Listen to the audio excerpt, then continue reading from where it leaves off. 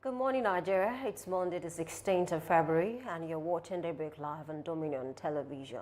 I'm Oluwayemi Adelako. A new week begins, and with it, fresh political signals, pressing security questions, and conversations that demand attention.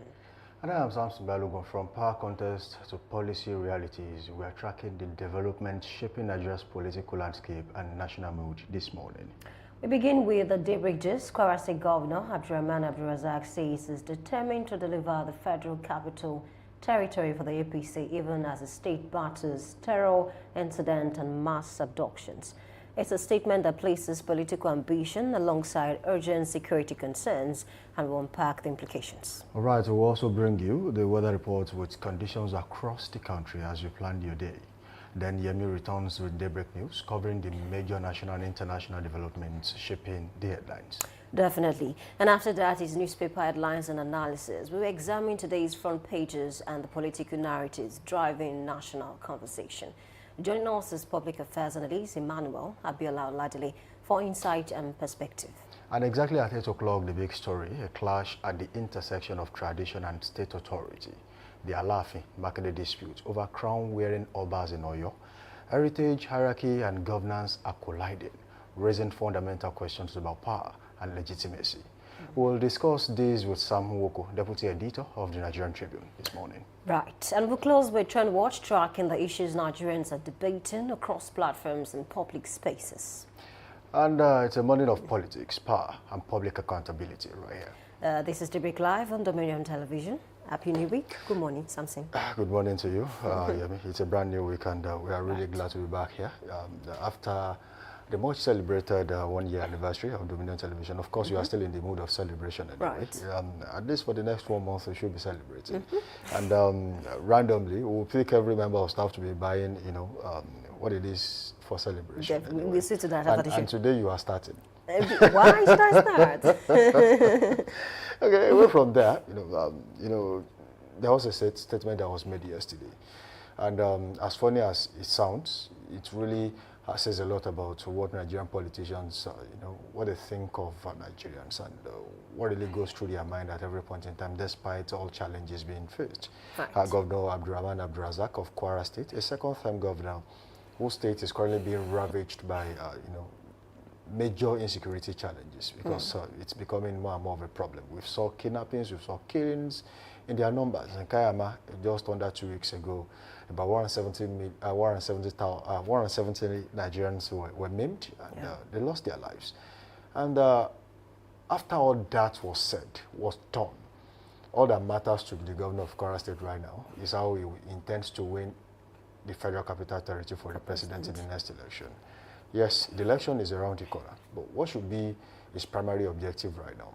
And I think that is a yardstick or a benchmark to discuss how much of an importance Nigerian lives actually mean to Nigerian politicians.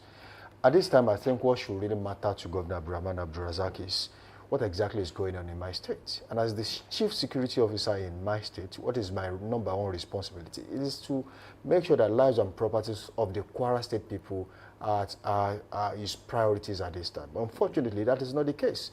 Yes, when the incidents happen, the first thing he does is to rush to the president, have a closed-door meeting with him, and then probably some solutions were provided. But how well have you followed these solutions given to you by the president word for word? Have you matched it with actions? It's not just about you coming to the press and say, oh, we are going to take decisive action about what is going on in the state. It's about you being, be able to put this to an end. Kwara State is in the southwest. And the only thing Nigerians have said so far is, sometimes when they talk about politics, is that the reason Southwesterners are not really bothered is because they have enjoyed relatively calmness in their states because there's no insecurity of any large magnitude. But unfortunately, it's becoming more and more of a problem because if you get to Kwara, you are close to Ekiti, definitely, because they share boundary. Definitely, you are coming down to Oyo, and that's exactly, because if you are talking about Niger, Kwara and Oyo, at one point or the other, they share boundaries. And that is exactly why we are seeing influx of banditry and bandits in Oyo State as we speak. We saw how some forest guards were maimed just under a month ago. These are challenges that are facing the people of the Southwest as we speak. Some people are apprehensive. They are really, on their toes right now. Some cannot sleep with their two eyes closed because they feel and they fear that insecurity will get to their doorstep as soon as possible. And that might just be a problem going to the next election. And we all know all of this. But the governor of Kwara State seems to be unbothered. All that he cares about is politics. And the most annoying part of it to some people, because when you read comments in, when you get to the comment section, was the fact that this is not even your state. If you are talking about Kwara, people would understand. Yes, you are in the North Central, but the FCT is not your business. All that matters to you right now is to secure the lives and properties of the people of Kwara. It's really sad. And then I think I said something one time that if they explain Nigeria to you, and you understand, it simply means you have been here before. And maybe you have past questions that can help others navigate all that is going on. Because, I mean, you cannot just understand what is going on. When I saw that headline, and then, of course, I knew that, people would complain bitterly, especially with the fact that, I think there was a recent attack that even happened in Kwara yesterday. Right. Very early in the morning, I think around 1:30 a.m. Some persons, about 4 persons were abducted, no one was killed. And the Nigerians are asking, there's even a video that is circulating online, where Boko Haram, paraded about 100 people, or more than 100 people, and then those Boko Haram people were saying that, the government is trying to play some kind of propaganda. And you begin to, if you want to try to understand this thing, there's no clear way to even understand all that is going on. And then one more thing is, just like you mentioned, quite a number of governors have come out to say, for instance, now Governor Monday Okpebholo of Edo State, there was a time that he was interviewed and he said that he'll be giving President Bola Ahmed Tinubu 2.5 million votes in 2027. Another one is Benjamin Kalu. He also came out recently to say that he will ensure that President Bola Ahmed Tinubu will win 2020, we win Abia, for the 2027 general elections. These people are not really concerned about whatever it is that is going on in the state. And people are being killed, people are abducted on a daily basis. One sad thing is, let me talk about the Kebbi incident where schoolgirls were abducted. The governor came out to say that, okay, shortly before that incident happened, he heard that somebody ordered that the security operatives should be they should withdraw security operatives from that particular area, and then those people were kidnapped. Till now, who gave the order? We can't tell the person that gave that order. So that's another case. Another case is this Kwara that we are talking about. When that first attack happened, we heard that it was close to 24 hours before the security operatives actually responded to whatever it is that happened. Close to 24 hours. What were they doing? These are the questions that we should begin to ask. Operated for hours. For hours, and nothing happened. So now talking about the FCT now. Yes, I know that when it comes to FCT, people are very interested, especially with what happened in 2023, when the current president now, APC, lost FCT. And then they had to take the case to court to say that he cannot be declared president because he lost FCT. He didn't get up to 25%. In FCT, and then the Labour Party candidate had more than that. As a matter of fact, I think he had about 61% of votes that were cast in FCT. And then so people are now trying to link it to that incident of 2023, but away from even election. Let's not even talk about the FCT now. Let's talk about the lives of the people. It is good to talk about things like that when the nation is safe. It's so sad because at the time Kwara used to be very calm.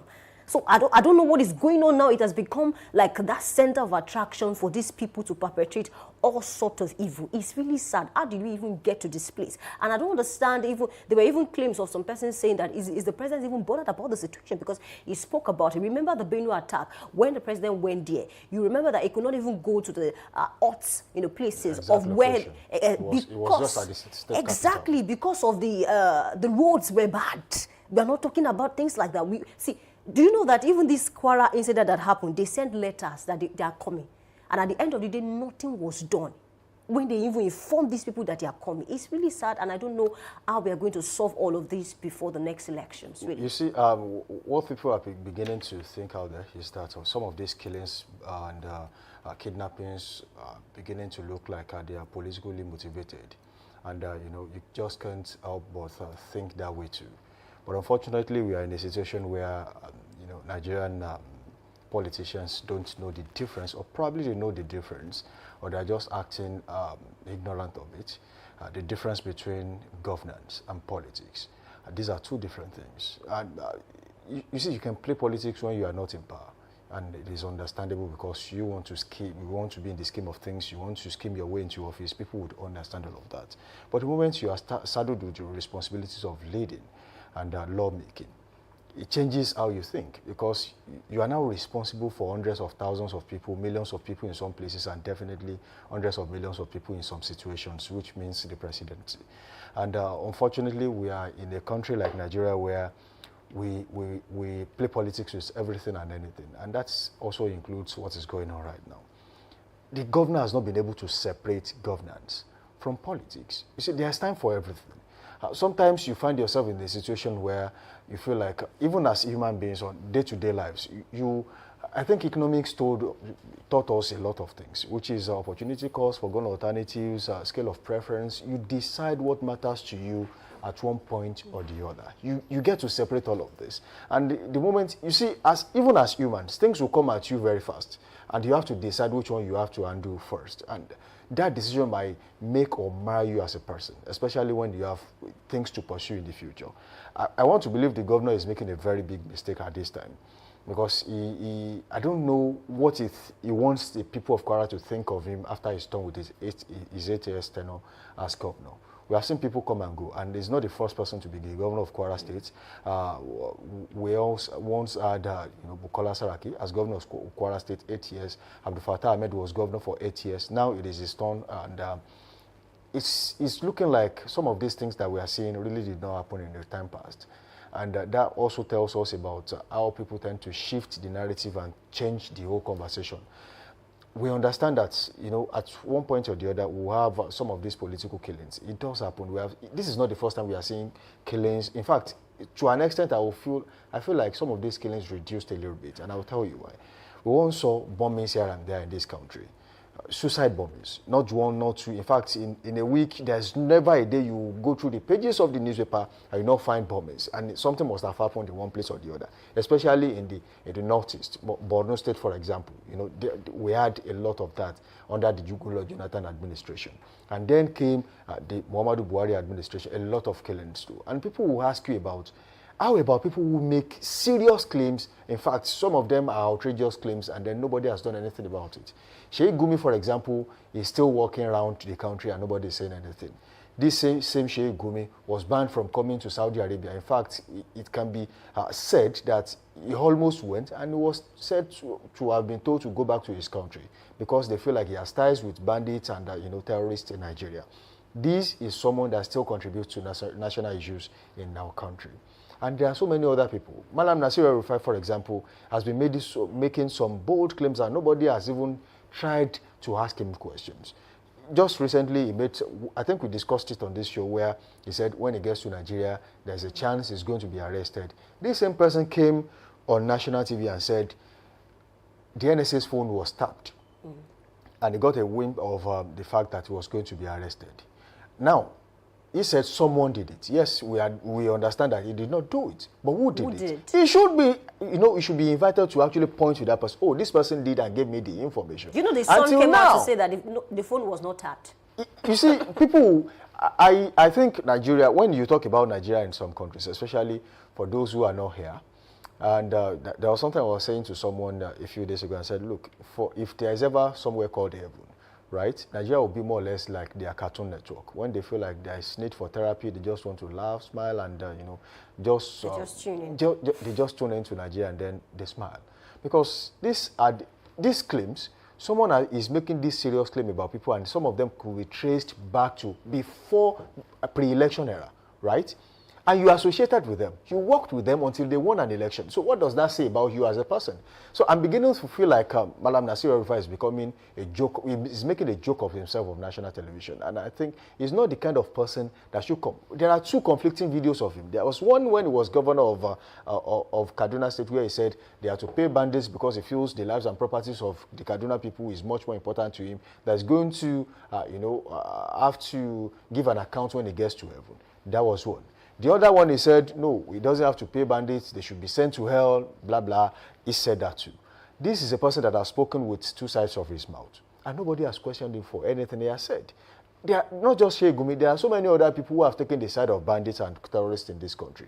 There is someone in this country who was seen whining and dining with a known terrorist. And unfortunately, he found his way to the corridor of power.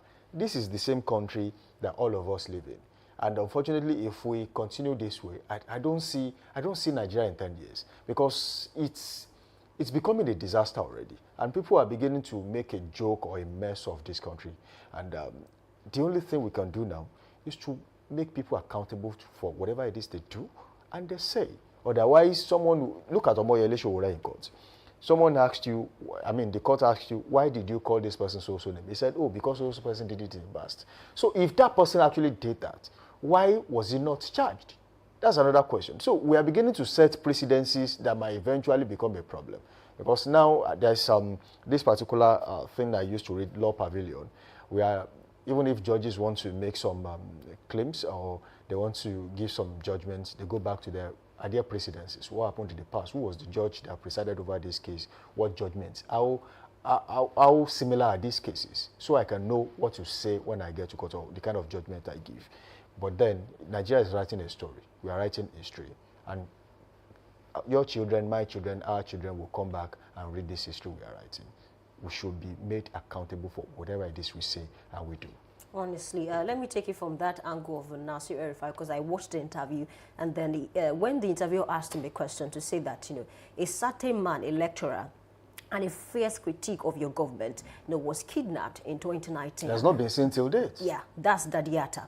And then he responded and said that, oh, Dadiata was never a fierce critique of my government. It was a fierce critique of Kano State, Ganduje in particular. But then over time, if you check this man, if you check his tweet, a lot of Nigerians will agree and say that, no, it was a fierce critique of, Kaduna State and, of course, Nasir El-Rufai. So these are the issues. And then he was trying to say this to, just, brush off the whole matter. At the end of the day, up till now, we've not heard anything about Dadiata. If he knew, for him to have said that, okay, he's a fierce critique of Kano State and, of course, Ganduje, maybe he needs to come and answer more questions on where that man is, because he was kidnapped in Kaduna State. Absolutely. He's under your province. He was kidnapped while you were governor of the particular state. So these are the issues. Still talking about insecurity. Another matter we should begin to talk about is the fact that I also read an headline where Wike said anyone who does not support Bola Ahmed Tinubu will not win the election. Speaking about FCT polls, what do you mean by that? In a democratic state, how can you come out to say that whosoever that does not support Bola Ahmed Tinubu will not win election? He even said that he will not be supporting anybody who doesn't support Bola Ahmed Tinubu.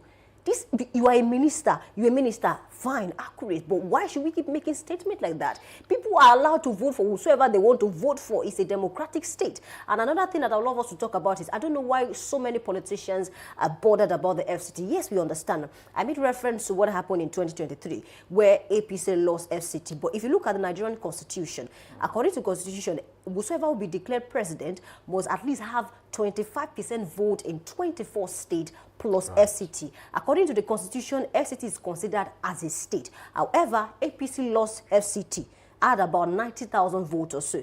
And then even in 2019, APC also lost FCT. PDP won in FCT, but at the end of the day, Buhari was declared president. Still 2023, a lot of persons were even celebrating, say, oh, maybe APC will not be declared though, because APC lost FCT. Some even thought that was going to be a runoff election. Yes, that was what a lot of persons thought, but shockingly, APC was declared the winner of that election, and they won. So I see, one thing is the constitution itself is too ambiguous. By the time you hear when some judges interpret the constitution, you'll be doubting your knowledge of English language. Because by the time you hear some things, this is what I can read. Have you ever compared judgments given against the CTC? It's a problem. Look at what happened with Natasha Koti-Duan. I mean, Aisha Yusufu said what was said in court, what they heard, was different from the CTC that was printed at the end of the day. So the constitution itself is a problem to this country. So when some persons are calling for, let's just put an end to this constitution and draft a new one, it is good to draft a new one. But what about those that will interpret the constitution? That's the real problem, because I don't understand. It's so clear that this is what is obtainable, but at the end of the day, they do something else. It's really sad. Well, I think Nigeria is a country with complex issues. The problems with Nigeria is hydra-headed, that we have always said. Yeah. And sorting that out doesn't only require a new constitution, it also requires the willpower to get it done and do the right thing. Most Nigerians know the right thing. But unfortunately, because it does not benefit them, they won't do it. And that includes politicians. In fact, I can say that they are the problems Nigeria has always faced. most times you see them do things that it only benefits them. Even policies, sometimes you know that, oh, this is for the sake of, the politicians. But then we do hope that going forward, changes will be made, and Nigerians will have, the belief that they are the country that really cares about them and not, against them. Definitely. And so on that note, we leave that particular topic this morning. Let's help you navigate and plan your day this morning. And we'll be doing that with weather report. And we'll be starting with the ancient city of Ibadan right now. Ibadan southwest this morning. Weather currently feels like 25 degrees Celsius. And later in the morning, it will rise by 4 degrees to 29 degrees Celsius, while being mostly cloudy at 3%. It will be partly cloudy in the afternoon and rise sharply to 36 degrees Celsius at 6%. It will return to be mostly cloudy in the evening and overnight at 28 degrees Celsius and 26 degrees Celsius respectively, right here in Ibadan today.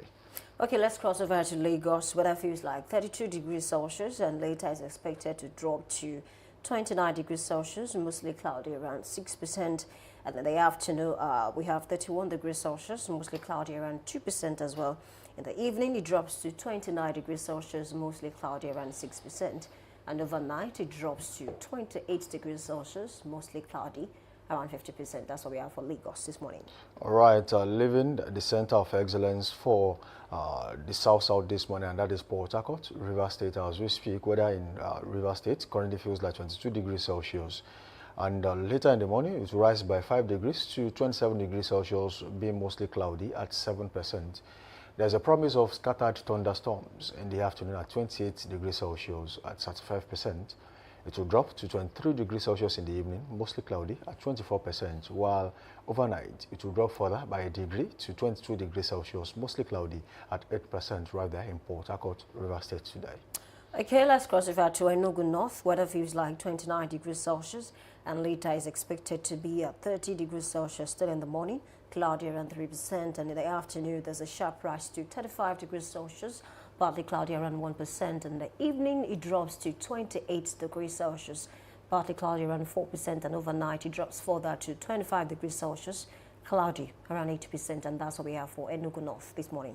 All right, today in Calabar, Cross River State, weather in Calabar currently feels like 25 degrees Celsius, and later in the morning it will rise by 5 degrees Celsius to 30 degrees Celsius, while being mostly cloudy at 13%.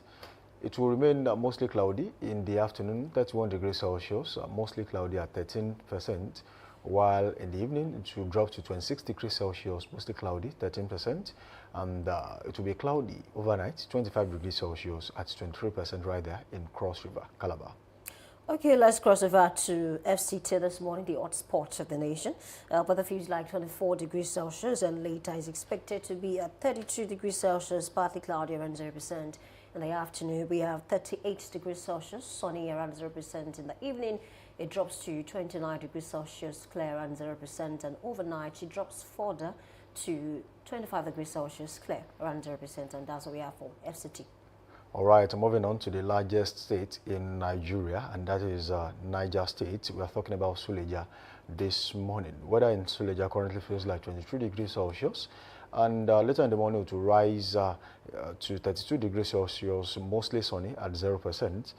It will rise further to 39 degrees Celsius while being sunny at 0% in the afternoon, while it will be clear in the evening and overnight at 29 degrees Celsius and 25 degrees Celsius at 0% each, right there in Suleja, Niger State today. Okay, let's cross to Kano Municipal. Weather feels like 18 degrees Celsius, and later is expected to be around 29 degrees Celsius, sunny around 0%. In the afternoon, 34 degrees Celsius, sunny around 0% as well. And the evening, 25 degrees Celsius, clear around 0%. And overnight, it drops to 19 degrees Celsius, clear around 0%. And that's what we have for Kano this morning. All right, that will be all on Weather Report this morning. We say thank you for joining us on this show. Do well to link up with us on all social media platforms, Facebook, Instagram, and TikTok at Dominion Broadcast, and on X, formerly Twitter, at Dominion Cast. You can watch us live on our website at www.dominion.org.ng, dominion.org.ng.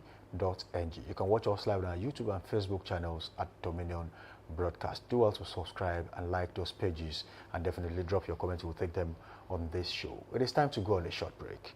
When we return, we take the news.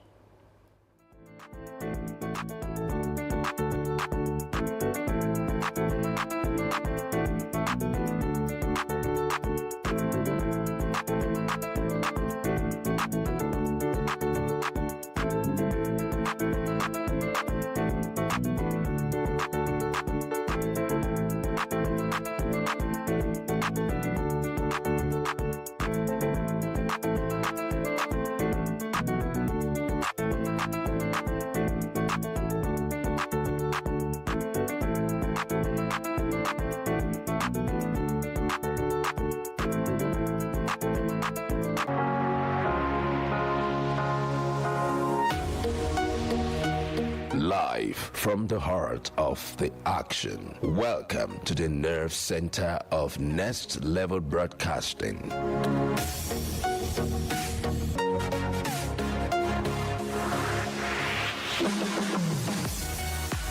This is the OB van, where the studio meets the street. Equipped with cutting-edge cameras, crystal clear audio, real-time switching, and broadcast control, we don't just capture moments, we deliver the experience live.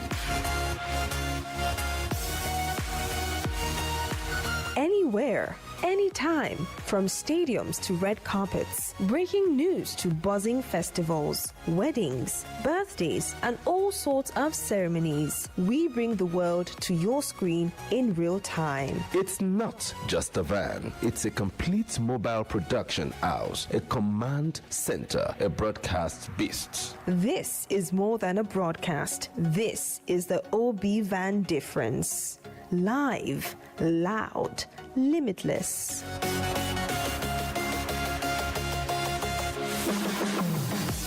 Ready to go live? Like never before. Book the OB van today and take your event to the world. One powerful broadcast at a time.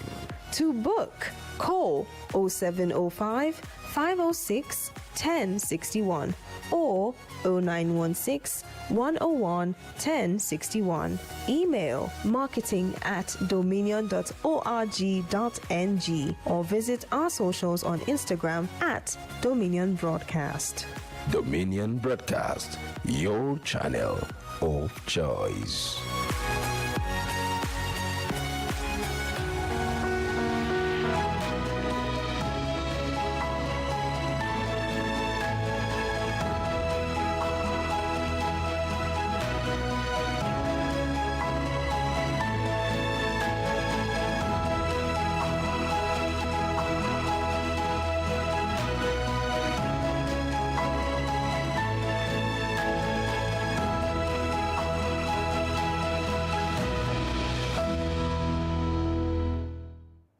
Good morning. This is Daybreak News on Dominion Television. I'm Oluwayemi Adelakun.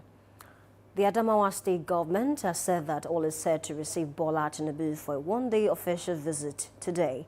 State Commissioner for Information James Leah said the visit will feature the inauguration of several projects executed under Governor Madu Fintiri. Projects to be commissioned include the Bekaji Roundabout in the pass, the expanded Bank Road, a model school in Yola North, the High Court complex, and the new governor's office. President Tinubu is also expected to perform the groundbreaking for a permanent National Youth Service Corps orientation camp in Makoi. Meanwhile, the Adamawa State Police Command said security has been reinforced across the state with the Commissioner of Police Maurice Dankombo under the deployment of tactical units and covert surveillance teams. Residents have been urged to remain peaceful during the visit. The National Assembly has announced that plenary sessions of the Senate and the House of Representatives will resume on Tuesday, February 17, 2026. The clerk to the National Assembly, Kamoro Ogulano, urged lawmakers to adjust their schedules, noting that crucial decisions are expected during the sittings. No details were given on the matters to be discussed. 3 United States military aircraft have landed at the Nigerian Air Force Base in Maiduguri, Borno State. SI security analyst Brant Phillips said 6 United States Air Force cargo airlift arrived in West Africa between February 6th and 14th as part of preparations for a possible offensive against Islamic State West Africa province. He noted that all 6 aircraft first stopped in Accra before 5 continued to Nigerian air bases, including Kanji Air Base and Maiduguri. Maiduguri Air Base is believed to be a key hub for military operations against ISWAP in northeastern Nigeria. Meanwhile, the Wall Street Journal reports that the United States plans to deploy about 200 troops to Nigeria. Neither Nigerian nor U.S. authorities have officially commented on the deployment. Nigeria and Angola signed a visa exemption agreement for orders of diplomatic and official passport aimed at boosting bilateral ties and easing official travel. The agreement was signed on the sidelines of the African Union Summit in Addis Ababa. Nigeria's delegation was led by the Minister of Foreign Affairs, Yusuf Tuga, while Angola was represented by its Minister of International Relations, Tete Antonio. Tuga described the agreement as a milestone that will strengthen cooperation between both countries. And in business this morning, the Nigerian Ports Authority has said 18 vessels are currently offloading petroleum products and other cargoes at Lagos Airport. The ports include Apapa Port, Lekki Port and Tinkan Island Port. According to the NPA, the vessels are discharging items such as fertilizer, sugar, petrol, urea, condensate, gypsum and containerized goods. The authority also disclosed that 46 additional vessels carrying petroleum products, feed items and other imports are expected to arrive at Lagos Port between Saturday and February 22nd. It added that 7 ships have already arrived and are awaiting berthing clearance. And in sport, Gombe United have completed the signing of 8 players ahead of the second stanza of the season. The new arrivals are Obina Oku in Mota, Teva Felix, Abdurrahman Abubakar, Jumbo Wisdom, Danjima Am, Jacob Iwa, Daka Peter and Maman Sani Musa. The club said the recruitment drive is aimed at strengthening the squad and improving result, assuring fans of renewed commitment, passion and resilience from the Savannah Scorpions. You can visit our website on www.dominion.org.ng to watch us live and interact with us. You can also follow us across the social media platforms, Facebook, Instagram, TikTok, YouTube and LinkedIn at Dominion Broadcast and X at Dominion Cast. That's the Daybreak News. I'm Oluwayemi Adelako saying thank you for watching and good morning.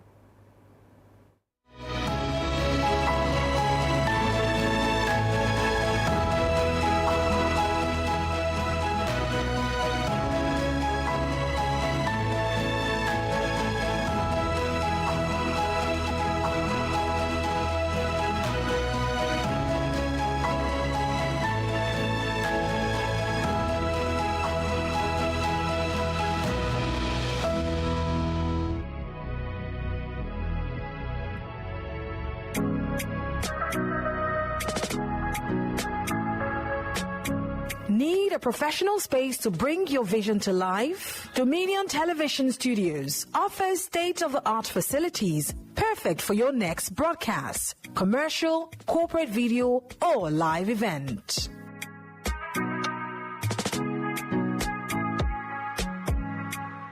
With flexible rental options, cutting-edge equipment, and a supportive team, we provide the perfect environment for high-quality productions.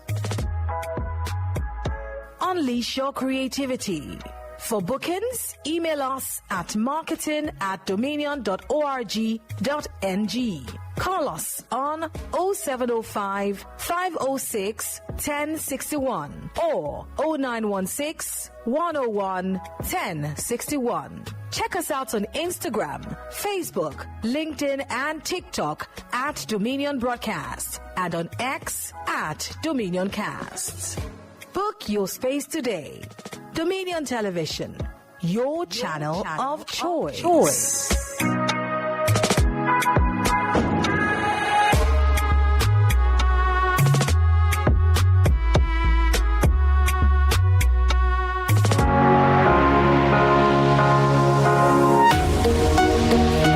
Live from the heart of the action. Welcome to the nerve center of Next Level Broadcasting.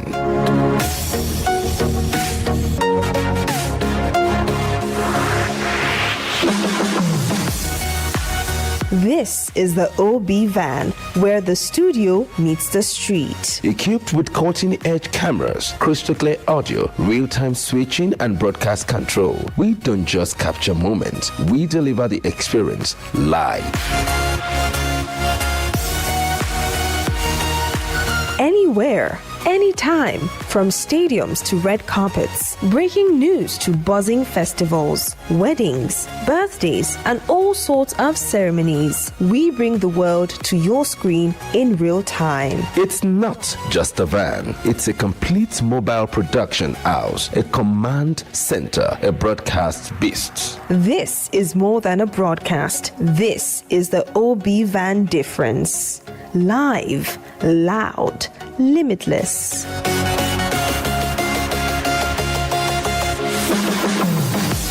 Ready to go live? Like never before. Book the OB van today and take your event to the world. One powerful broadcast at a time.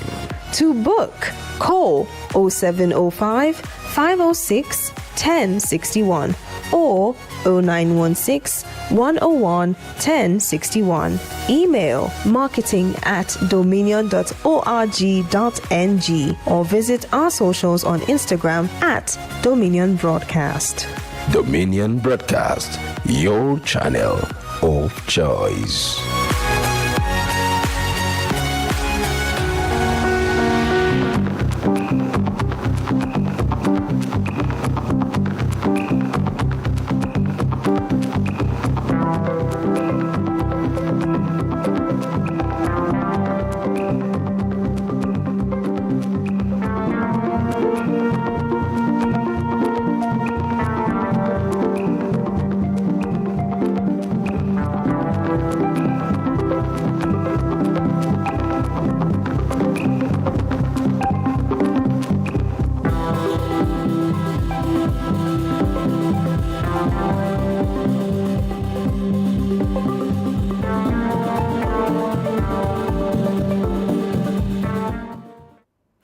Welcome back. Thank you for staying with us this morning. This is Newspaper Headlines and Analysis. I'm Oluwayemi Adelakun. Not alone in the studio, with me, Emmanuel Abiola Ladele, entrepreneur and public affairs analyst. Welcome on board this morning. Thank you so much. Good morning. Thank you. Good morning.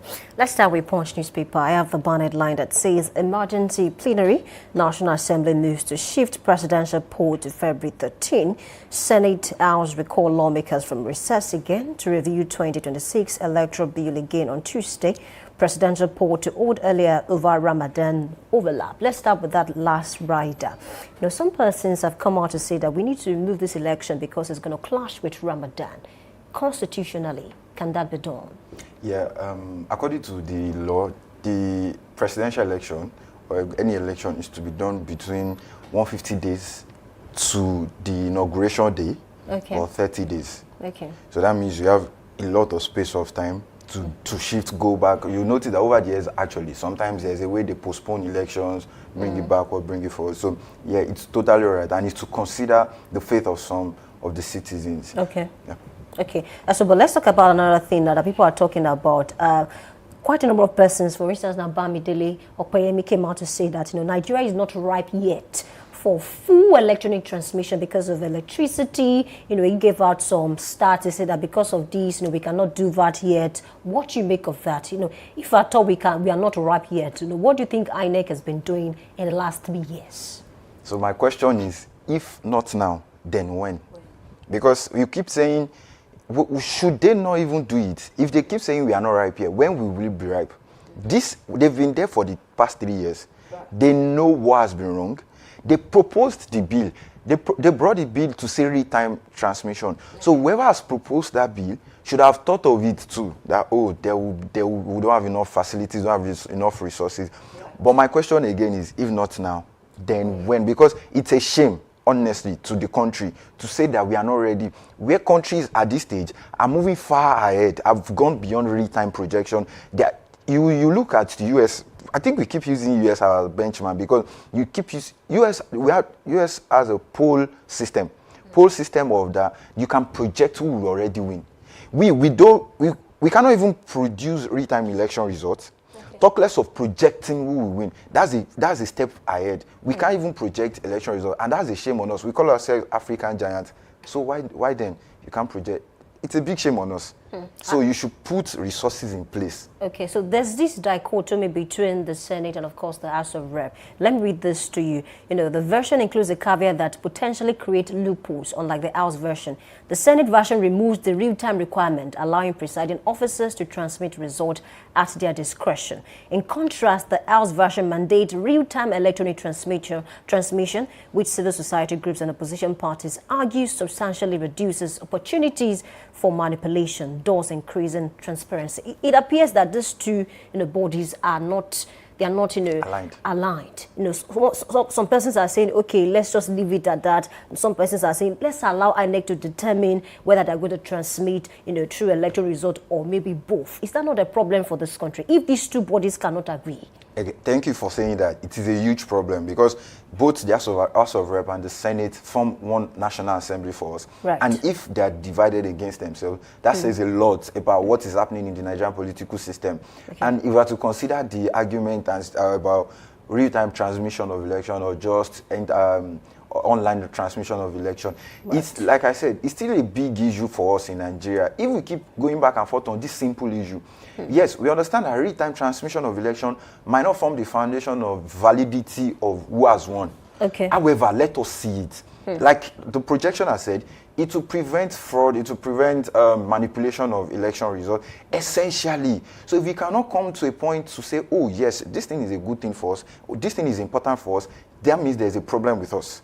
So I will fault the Senate on this issue. I read the statistics recently. It was saying that over the parliamentary years, most of the candidates in each year do not get to return in the next year. Because in candidates that get newly elected, they have funding, they go to the major parties, which we know is APC and PDP, and they get help in manipulating results. So that even those that leave all these two major parties and go to other political parties like ADC, Labour Party, they don't get to return because these two already provide support infrastructure for them to manipulate those results. So that's why they are very skeptical, because they know that if this is in place, it will affect them in returning. So it's more personal, it's more selfish for the Senate than for the House of Rep. You see, the House of Rep has no issue. In fact, they passed it without any hesitation. So it's a big issue for us in Nigeria, and we need to address that. It's dragging us behind. Thank you for that clarification. Let's cross over to Vanguard. I have the headline that says, we communicate the movement of terrorists to security agencies, but says terrorists can be defeated, discusses massive infrastructure achievement, reviews how state Nigeria moved from 90 million naira to over 5 billion naira in 30 months. So we have the resources. But then what is going on? Let's take what happened in KB, for instance. The governor came out to say that, shortly before those students were abducted, they heard that someone ordered that the security operatives should withdraw from that environment, and then the attack happened. Recently, even the Kwara incident, the governor also came out to say that letters have been sent, times to that number before that attack happened. So it appears that as a country, we have what it takes to solve insecurity without even aligning with the United States or all other countries. But then some persons within, are sabotaging the effort. How can we come out of this? Is there a way out? Because even now that the United States, is sending troops and all, we are not seeing the changes. Yeah. To make a joke of it, there's a way out. The way out is to do what the then Ghanaian president did. Brought all the political leaders into a wall and then bombed it. I don't think that's a good option. Of course, as I said, to make a joke of it. Okay. But however, there's no solution to it. Even it's like I don't know this animal that they say once you cut the head, another one will grow. So that's how it is in Nigeria. And like you said, it's self-sabotage. Bible says that a house divided against itself cannot stand. It will fall. That's how it's that. Keep bringing US troops. Keep bringing all these resources. Keep bringing more arms. Once the key political players, key stakeholders in the country are involved. Look at what US recently did. We discussed this last week. A US congressman just proposed a bill mentioning names in Nigeria, political powerhouses in Nigeria, supporting all this banditry, terrorism and all. That's to show you the level of decadence, the level of deterioration in our system. And like I said, there's no way out, except these guys leave. And it's very difficult. Imagine the top governors, top leaders in all these key players are involved. So there's no way out for us. It's a great one and a very sad one. Let's take another headline that says 2027 Obi formally declares for ADC vows to defy ballot rigging. Speaking about that, I also read another headline where Obi said, what happened in 2023 will not happen again. How will you interpret that statement of what happened in 2023 will not happen again? It might be a declaration of war on his side. He might be saying, I was naive back then. I'm just interpreting him. I was naive back then, but don't think I will be this time around. So maybe his naivety was that maybe he didn't manipulate his own results. So his naivety might be like, don't expect that I will do some things. I'm just saying, right? Okay, of course, but understand. yes, it's important for him to put those things in place, to put those threats out. Because if he remains silent, it will be seen as if he's indolent and he knows nothing. But once he shows force that, I will do this if you don't do this. I'm doing this, I'm doing that. Yeah, it's a good one from him. Is to check the powerhouses again, like I said, is to check them. Because if he remains quiet, things will be passed over him. So, yeah. And it will not be, he would have learnt his lessons back then. Maybe there were some polling units he didn't have representative or adequate representation. he would have put those things in place now. Well, now he's left the party that gave him that number of The votes. structure, right? And you will notice that guy, we said something last week that there are some people that they are themselves a force, or that it is the political party that's giving them the force. It was when Peter Obi got to LP, that LP got that force.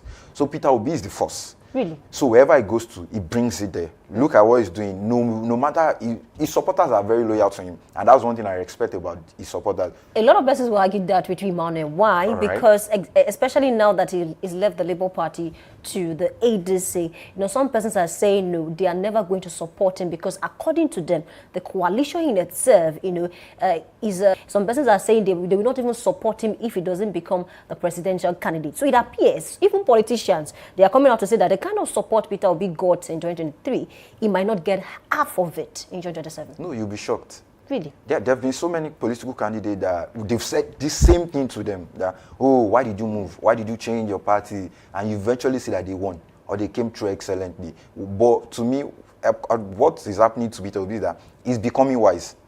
You can't do Nigerian politics alone. What he did in 2023 was that he stood alone. He went to Labour Party and he fought.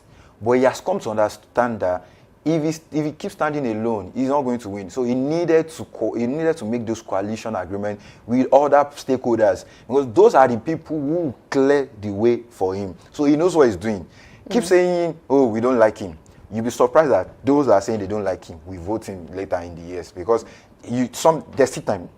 There's still time for him to bring some policies, his own policies about his candidacy to populace, for them to reconsider. And sure, like I said, Nigerian politics or Nigerian election is not just won by votes. Note that. It's not just won by your thumbprint. There are so many things in place for a political candidate to win in the election.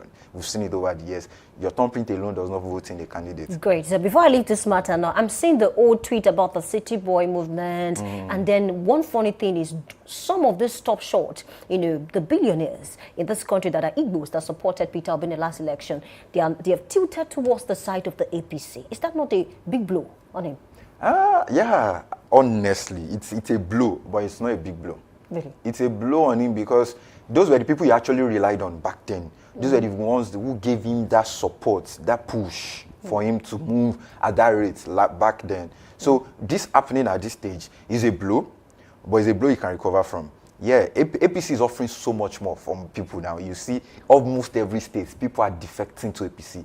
Almost Osun State, Oyo State, northern part. The only sector of the Nigerian geopolitical system that is immune to APC, a bit immune, is the southeast. Those are the Igbos actually. But we now see that in a way they are getting affected by the virus of APC. So yeah, it's a blow, but it's not a major blow. You can recover from it. Okay, we'll talk about that later, maybe after the elections. Let's look at another headliner from the Vanguard that says, El-Rufai Ribadu big over alleged importation of poisonous substance. Even apart from this poisonous substance now that is all over the internet, there's also the discussion about, I listened to a conversation of, Ribadu's phone, where he mentioned that I should be arrested once I enter the country. Do you believe this statement coming from El-Rufai? And of course, how will you link this to this, importation of poisonous substance, even into the country? Yeah, at this stage, El-Rufai has become a tattoo. He has become someone who is just beating. He's just looking for something to stay afloat at this moment. Okay. He just wants to stay afloat. So he will say anything to keep himself alive. Alive, not like alive, but like to keep his political wherever alive. So El-Rufai at this point is just doing all things possible for him to just keep going. So yes, what he did was wrong. If you've read what he said he could hear what the National Security Agency leader is saying. That says a lot.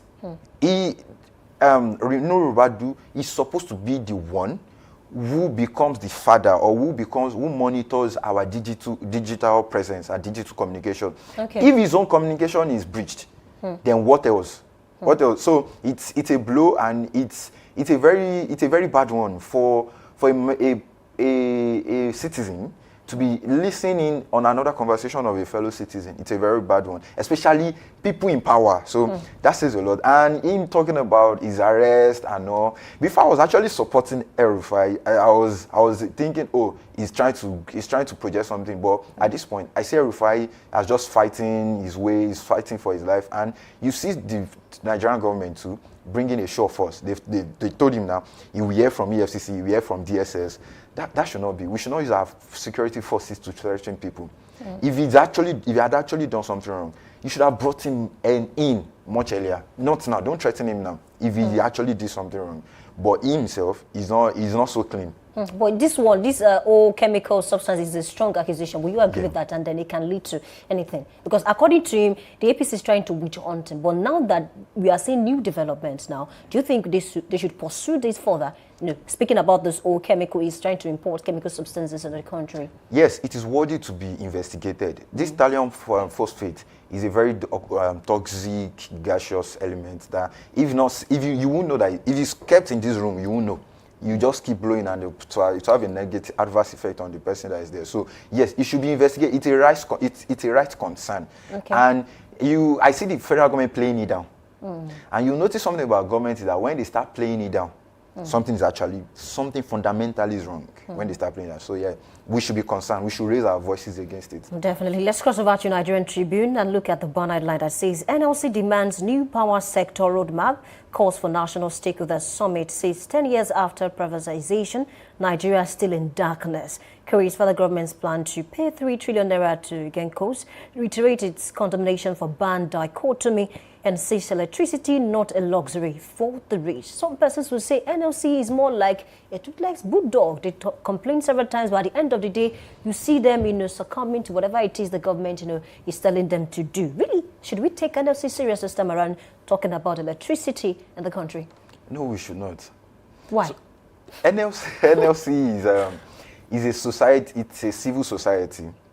They don't have that force.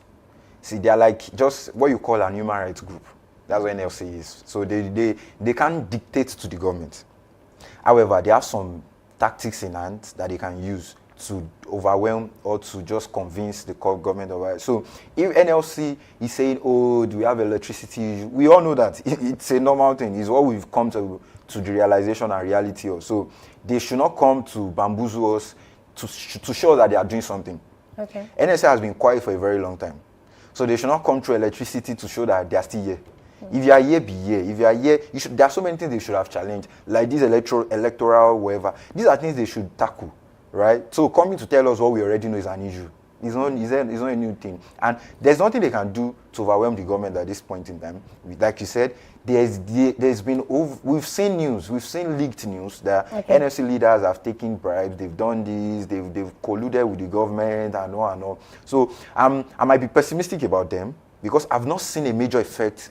Since the days of Adams Oshiomhole, I've not really seen their effects. But some will argue with you to say Adams was even more active than the current NLC president. Yeah, that's what I'm saying, that since the days of Adams, I've not seen anything impactful from them. So they should just, pardon me, and I say this respectfully, they should keep quiet or they should find something to do. Really? So who then should be the watchdog? Who then should play because the opposition parties now, they are so bothered about the next election. So who should stand in that gap? There's a lacuna. Who should fill that gap to maybe call the government over and things like that? Yeah, we have so many watchdogs around. The press is a major watchdog. That's how they call them, the fourth arm of the government. So if NLC has decided to be not to be a partisan or to be political, let them be.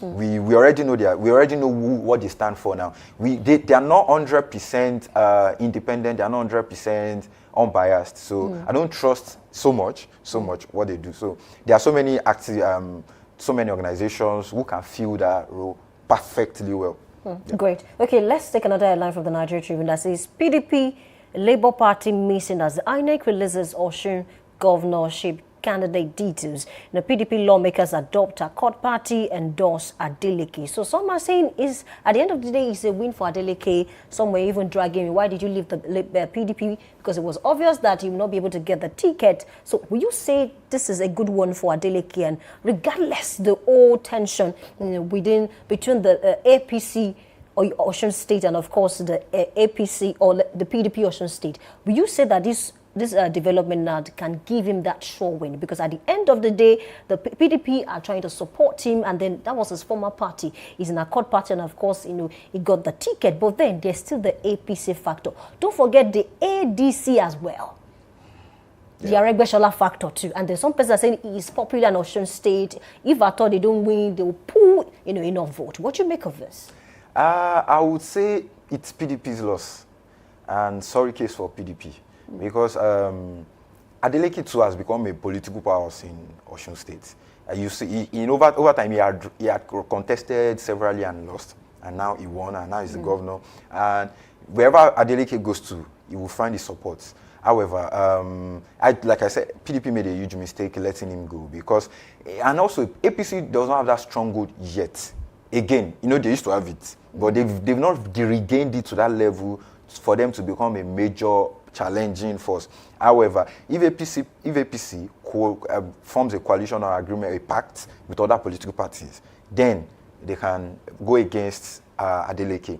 However, I'm still concerned about Adeleke being in Accord, because Accord is not a popular political party. So it might be difficult for him. The only way out for him also is to make a pact with other political parties like the ADC. And if he makes a pact with ADC, it is like he's eating with the devil in a way. I don't even think it's possible, because ADC already as a candidate now. Yeah, that's what I'm saying. When you look at what helped Seyi Makinde in Oyo State. Okay. There was, I think his last election, or the first one that he won. It was at the last hour that his party PDP had a pact with other several minor political parties, and he pushed him forward. So we don't know. We might see all these minor political parties bringing this candidacy like Aregbesola, bringing these people just to show force. Okay. On the long run, it might be in the last hour that Adeleke, will make a pact with them. We don't know anything might happen in politics. However, it might be difficult for Adeleke to push through with Accord Party. But his supporters online are saying, Adeleke is popular, Imole Day, things like that. So regardless the party Accord, which is not so popular in that state, he might just win the election. I don't see it. It might happen, like I said, but it will be a very hard fought victory for him. If he stays on that Accord lane without any impact with other political parties, it might be an hard one for him to win. Yeah. Okay. But it might. It's a good one. So we should keep expecting that he's going to win the election. Yeah, something like that might happen for him. Okay, that's up to him, and of course, the Osun State, on that one. Let's talk about another headline. I have this one that says Nigeria Tax Act 2025 does not impose 25% tax on building materials. Oyedele the Punk's Amechi's claim. I watched the video over the weekend, and Amechi said quite a number of things. He said, okay, the government is trying to take 25% of whatever it is that you get. Say, for instance, you get 25 million naira, 25% will be deducted. And then the presidency came out to debunk that, to say, Amechi is just lying. Don't listen to him. He has nothing to say. Really, what do you understand with this? I mean, who should we believe in this case now? Yeah, so the tax in question is capital gains tax. That is what you pay on each property you sell or you transact on. Okay. So capital gain tax is supposed to be between the range of 0% to 25%. 25% is the maximum, not the imposed tariff. Okay. So you might sell your property and not even pay any tax. That's 0%. I think that's when you sell below 1 million naira. When you sell property for 1 million naira. Okay. So it's in the way you're taxed to your salaries and all are taxed, your personal income are taxed. That's how it is taxed. So 0%, 10%, 5%, 21%, 22, 25. That's how it is.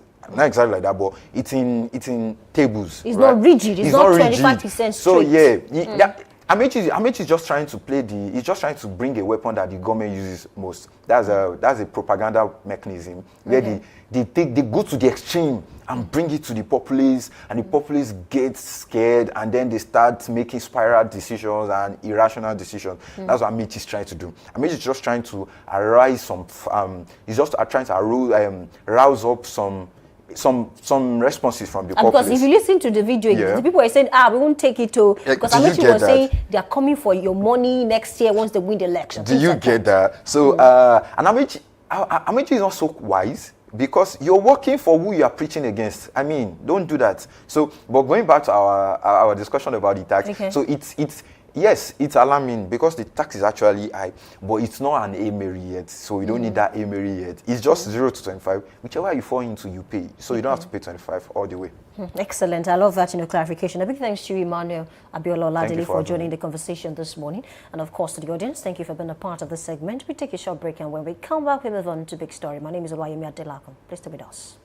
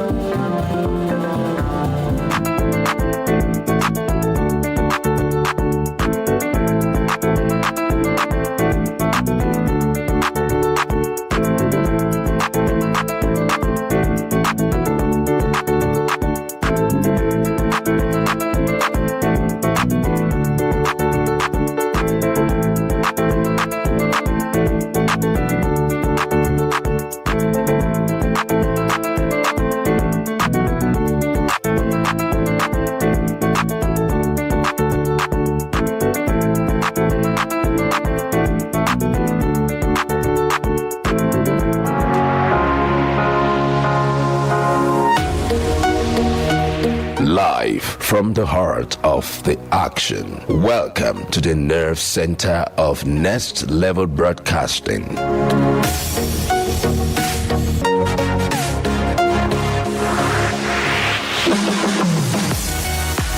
This is the OB van, where the studio meets the street. Equipped with cutting-edge cameras, crystal clear audio, real-time switching, and broadcast control, we don't just capture moments, we deliver the experience live.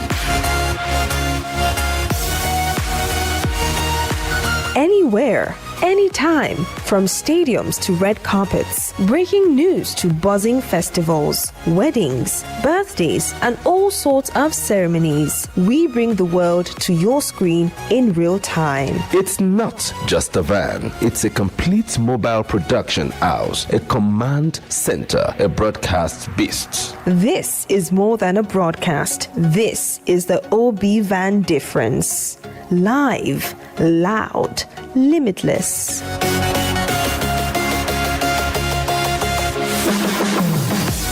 Ready to go live? Like never before. Book the OB van today and take your event to the world. One powerful broadcast at a time.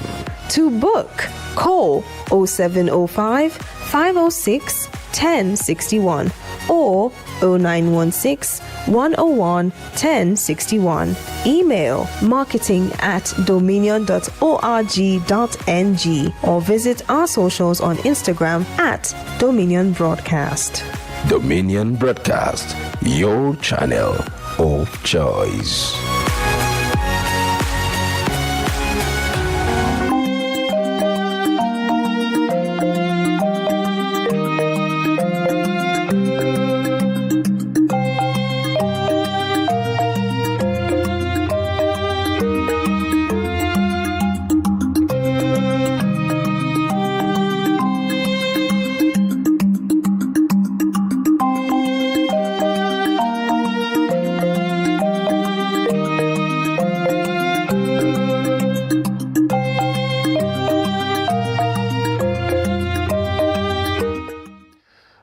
And welcome to the Big Story on Daybreak Live, coming to you from Dominion Television, Ibadan. Today's conversation touches the very soul of Yoruba traditional heritage and the boundaries of executive authority. Tradition versus state power, the Alafin Makinde clash over crown-wearing hobas. Recently, Governor Seyi Makinde elevated the Alagoja and 13 other high chiefs in Oyo Town to the status of crown-wearing hobas, presenting them with instruments of office in a move that has generated strong reactions within the traditional institution. At the center of the debate is the revered stool of the Alaafin of Oyo, one of the most historically powerful monarchies in Yoruba land. Now, is this an administrative reform backed by law or an intrusion into centuries-old traditional hierarchy? And to help us unpack the history, the politics, and the constitutional implications, we are joined by Sam Nwoko, the deputy editor of the Nigerian Tribune. The recent coronation in Oyo Town saw the Alagoja and 13 other high chiefs officially elevated to crown-wearing obas by Governor Seyi Makinde.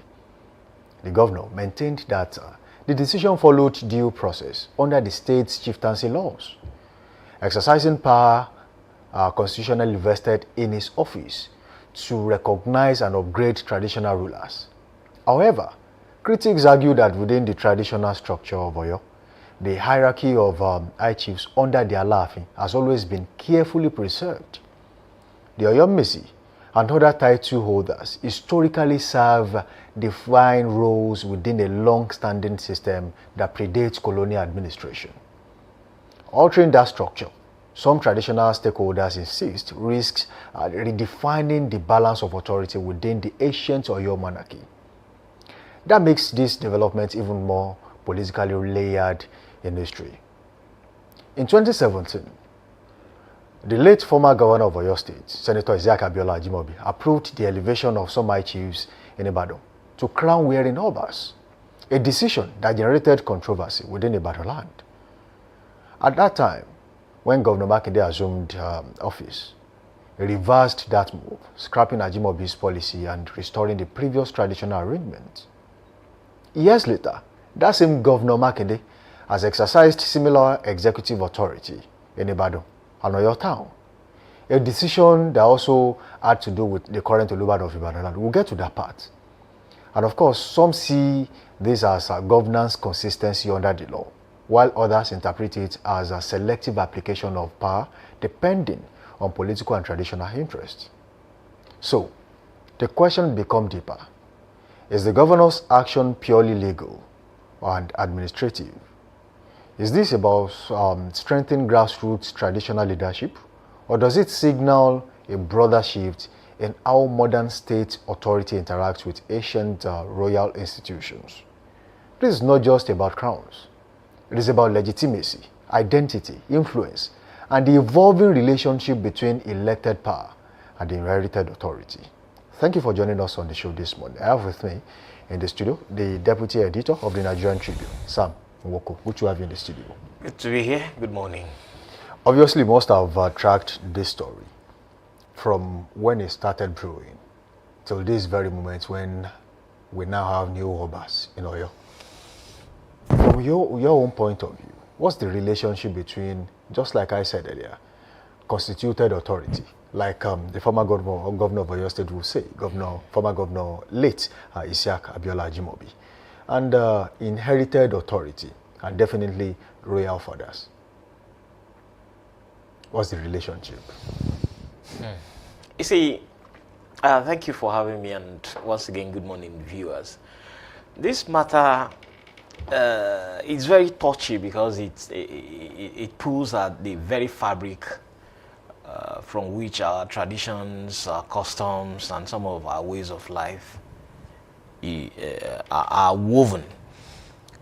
Now, the relationship between them, if you look deeply, it has come from a very long time. You know, when government began to pry eyes into the traditional institution.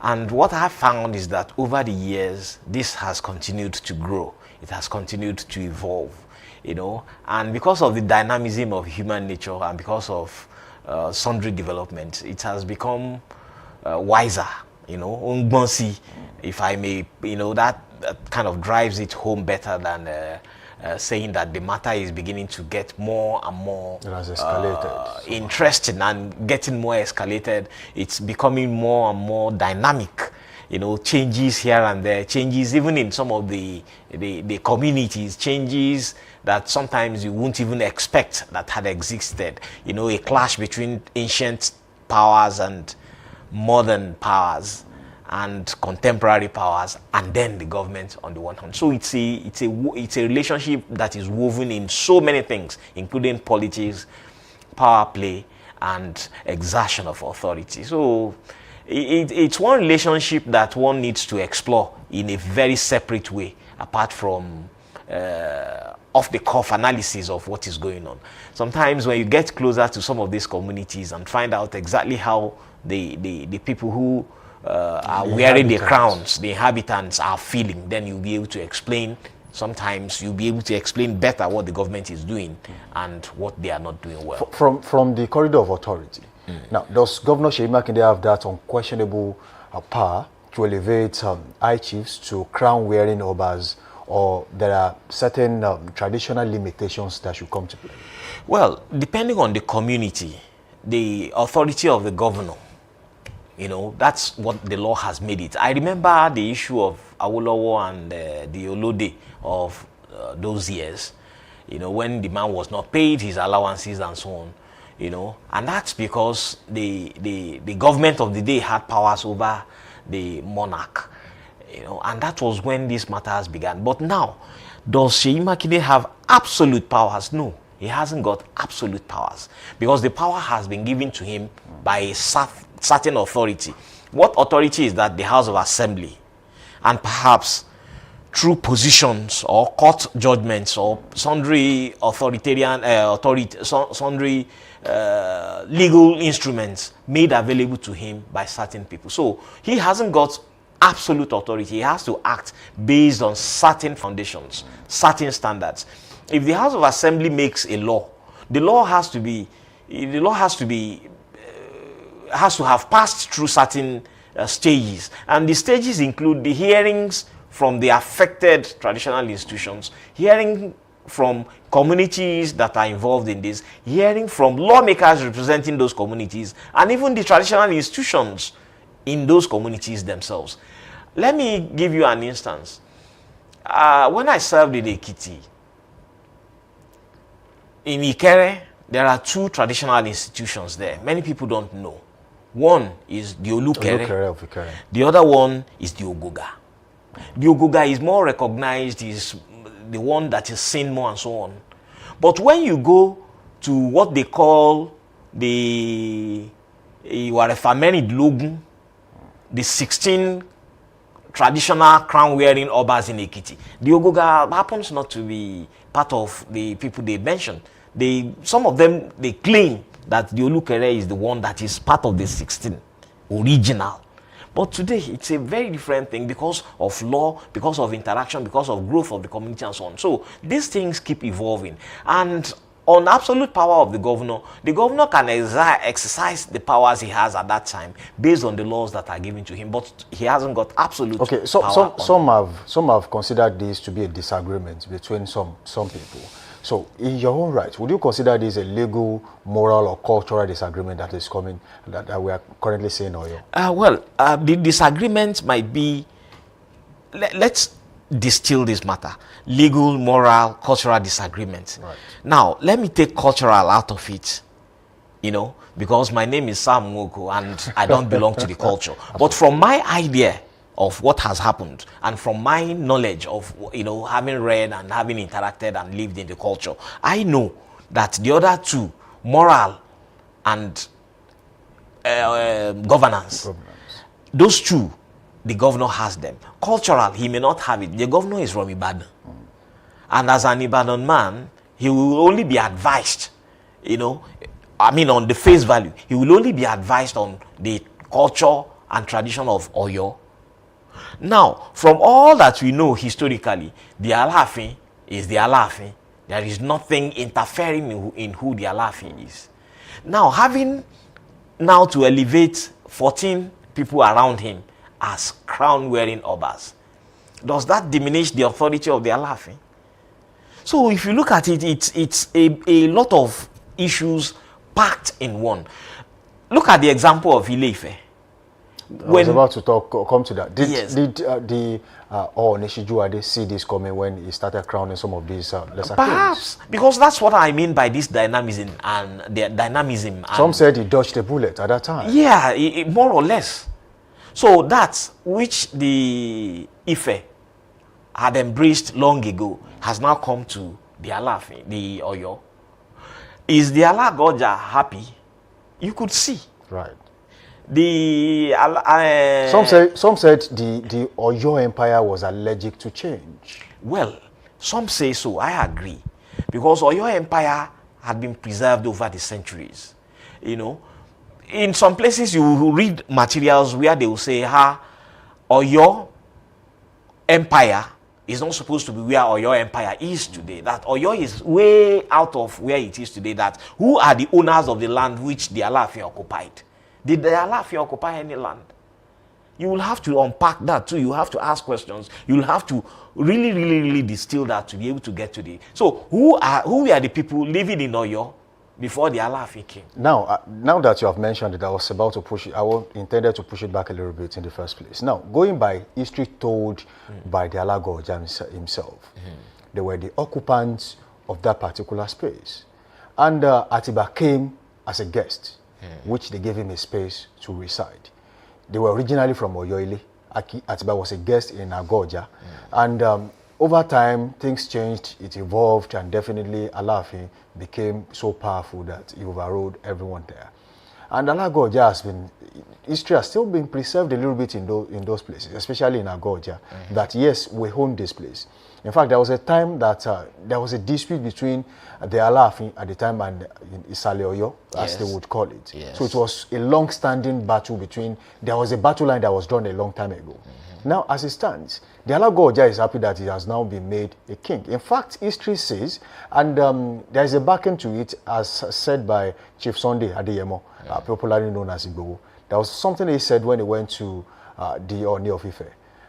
This panegyric recitation that they would usually have said, Lade, Lade, Lade, Alaafin o Lade, Ade Aladekun ni won gba fun. And the Aladekun is now the Agoja we are talking about. So, meaning that the Alaafin has no crown. The crown that belonged to the Agoja was given to Alaafin by a daughter of the Alagoja, who eventually got married to Atiba. So, one way or the other, history, there is a backing by history. You see, in order not to, there are examples are replete. And okay, let me mention Ogbomoso as we know it today. As we know Ogbomoso today, there are two historical stools there, and one is older. One is the Ijeru land, the Oje people, the Ompetu. He is there. And now the Shon, everything now revolves around the Shon. Go to Oshogbo. The Alawo, who is the historical power, so to say, in that place, no longer is heard about. Nobody hears about Alawo anymore. It's now the Ataoja, it's now the Timi. Even I stumbled on a letter in the archives sometime long ago when it was believed, it was claimed in that letter that it is the Olokuku that wrote that a crown should be issued to some of the traditional rulers that are very big today. And Olokuku was the king back in the time. So what I'm trying to say in essence is that these changes, will occur. They will come.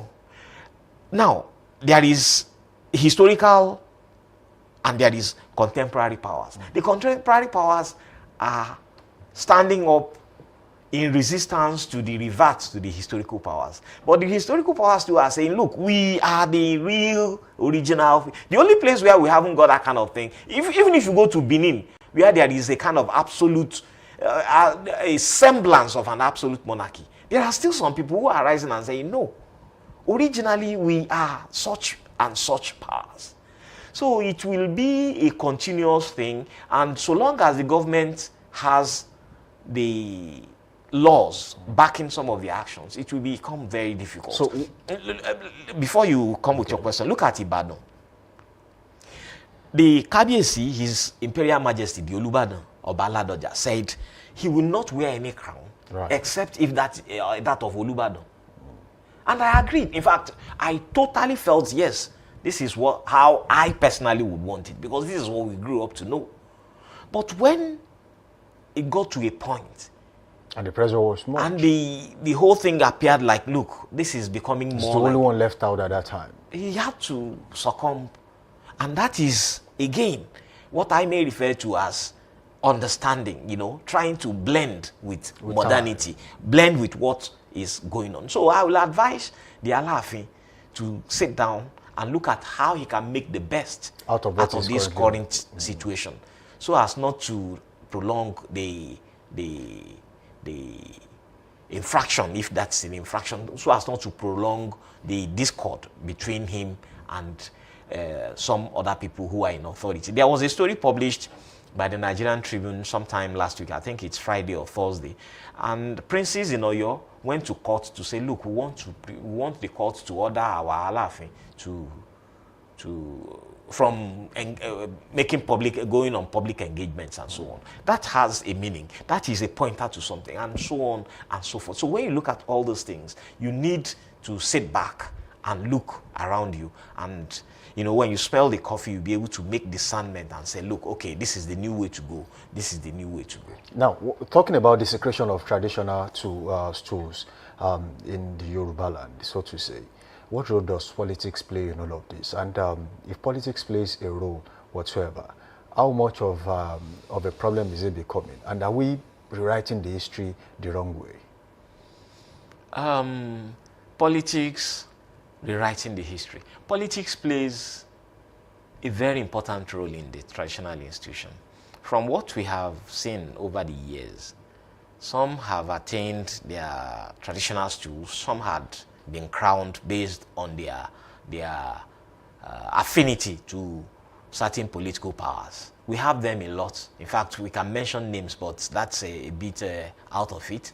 So politics plays a lot of roles, and politics has helped in for a very long time in desecrating the traditional institutions. It wasn't like, in the 40s, it wasn't like this. In the 50s, it wasn't what we have now.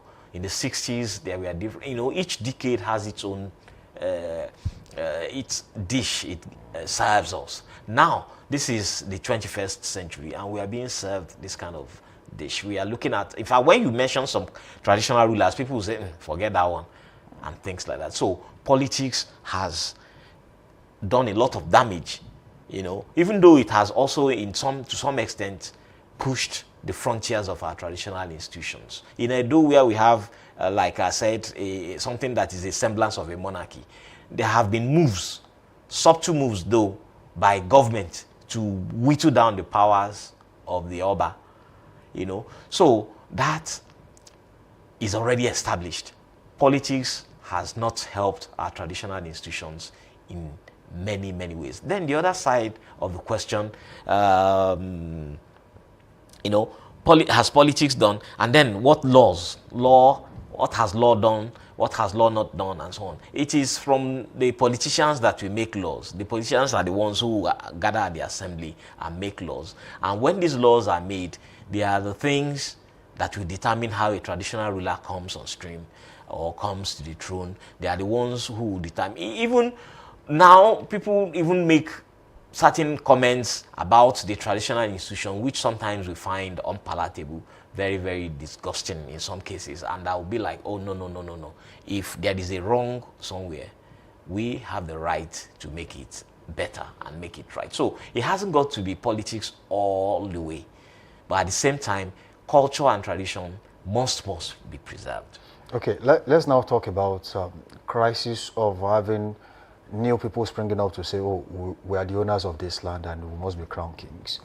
In Ibadan, for example, there's a particular house in Ibadan that believes that they are the original owners of Ibadan. You know where I'm talking about. And definitely, they should be the rightful families to present kings in Ibadan. And history, some people say, history does not favor them because the Ibadan they were talking about was the first Ibadan. And now we are in, we have had several Ibadans after that. Also, in Igbo as we speak, they have about 3 kings. Onigbo is Yes. the widely recognized one, but there are other kings in Igbo. Alekpata of Igbo, and there's another one which I will remember shortly. And if you look at also, I'm still going back to what politics has done to traditional stools in Yoruba land. And then you talk about the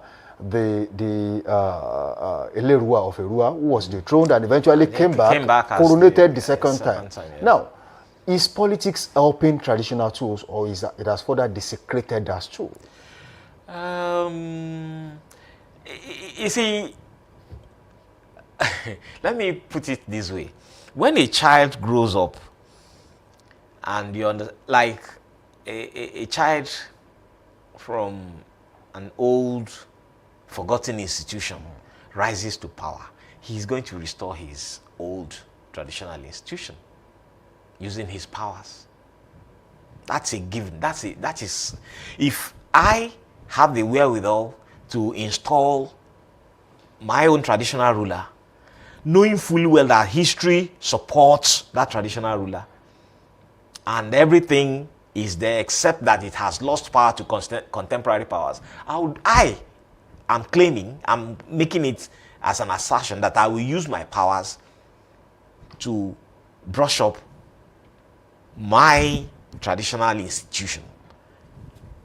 So anybody else could do that. If other people can do that, then that is where the politics of it comes in. Now, like I said earlier, do we have a basis for all of this? The basis is the law, because we have subjected our traditional institutions to contemporary laws. We have subjected it to kind of democracy. You know, the Oyomesi, as we read in social studies in those days, the Oyomesi is kind of democratic. Right. Yes, democratic, and yet they are also traditional. They have checks, means of checks and balances and so on. You know, the books will make it look very simple. But when it comes to the nitty-gritty of it, politics determines everything. And what is this politics? Politics, sitting at top of the politics is whoever is the governor at the time. So if a governor comes from a place like Agoja now, and he has many instruments or materials that prove that they have a right to crown, and he says, I want to give a crown to my traditional institution, my traditional ruler, because he deserves it, it will be very difficult for you to ignore the politics such a person is playing. So it's a lot of, there are many towns which didn't have kings until they have children who rose to power. You know, and many of them have become very big today. So politics has helped in not a very small way to either help or desecrate our traditional institutions. And politics looks like it's going to desecrate it the more as we speak today. And we need to be really, really very careful. A whole lot of things have been modeled up as we grow up and as we rise and as we watch them. So it becomes more and more difficult for people to be able to pinpoint who exactly is doing the right thing. And that is where we need our historians to rise up and perhaps tell us a few things we need to understand. Okay, now let's talk about structure in Oyo. The Oyomesis have been known to play an instrumental role in governance in Oyo. Just like you said, it is democratic in nature, and most of them are representatives of their different areas and communities, playing an important part in the cabinet of the Alaafin Oyo, and of course performing the responsibilities of checking and balancing, which has been historically documented. Now, as it stands, they are now kings. What role do you think they will play in the cabinet of the Alaafin of Oyo, and what changes are they likely to be there? Unfortunately, I have not read the law which brought them to power. Fine. But if we want to hazard a guess and look at it from the general point of view, it's going to be just like the Ibadan system, because we have likened the two. There are many kings in Ibadan now, you know, and the kings in Ibadan still play the role of the Olubadan in council.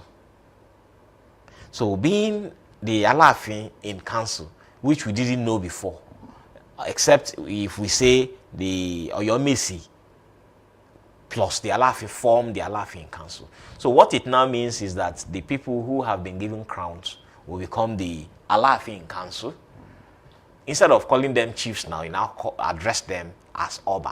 Where the danger lies is some people claiming that they are older, they have older seats, and they are the owners of the land, and perhaps rise up to confront the Alaafin to say, hey, we gave you this place to stay. That is where the danger lies. Are we going to get to that point when somebody will say, no, we are not going to listen to you as Alaafin because we are your senior, and so on and so forth? It may not get to that, or it may not be in our generation, but it's also a danger, because nobody knew that there would be a day when there will be 14 kings plus the Alaafin in Oyo. So when you look at it in all the various ways it has come, I think caution is the word. So has this permanently altered power dynamics in Oyo Town? It has, as far as I'm concerned. It has altered power dynamics in Oyo, because people will begin to look at things differently beginning from now. You know, they will address them differently, they will dress differently, they will begin to act differently, they will begin to resonate differently to people. And in generations to come, let's say in 20 years, all the children who are born today, when they were installed, would have grown to read that they are traditional rulers, and they would even not be able to understand the dynamics, the processes that had brought it to the way we are. The older people will be the ones telling them, no, there used to be one Alaafin in Oyo, but now they will argue that no, there are many kings in Oyo.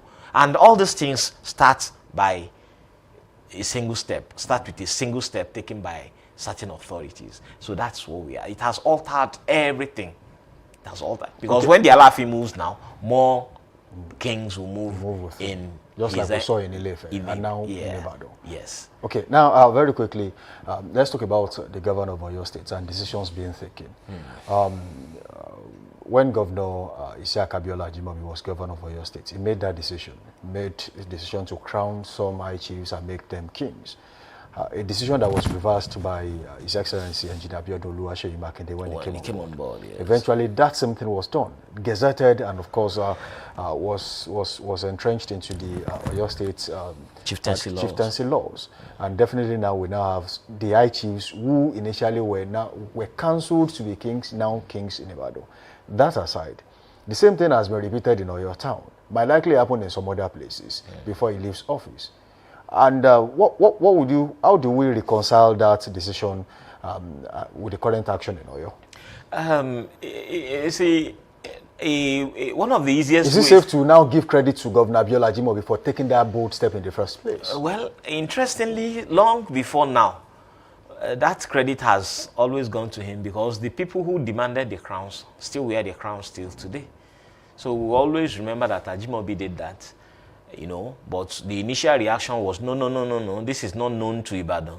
But eventually they calmed down and said, okay, we can do this, and then she did it. So that's what I wanted to say, that we can now explain it away. That, okay, I didn't know this was what was meant by that law. Now I understand it better, so we run with it. So it has happened in Ibadan. It has happened, you know, it's looking like a trend now. So, of course, the originality of it. If you remember, the immediate, the Olubadan before now was Oba Lekan Balogun. Mahood Lekan Balogun, and he was the one who championed this, you know, and also to say he was in the forefront. Yes, he was in the vanguard of it, and by the time this thing happened, they were happy and so on. And when he wanted to become Olubadan, I was part of the people who asked the questions. So, will you now wear 2 crowns and so on and so forth? Because the things we do not understand, now we understand better. You know, when you move close to some of the traditional rulers of Ibadan, the high chiefs who became Obas, you will understand that they still play their roles as members of the Olubadan Council. And they will always dobale, you know, prostrate for the Olubadan, regardless of the crown they are wearing and so on. So I want to believe that might happen in Oyo, but the danger, like I said, is those historical powers who are saying, no, this shouldn't have been. So what happens now?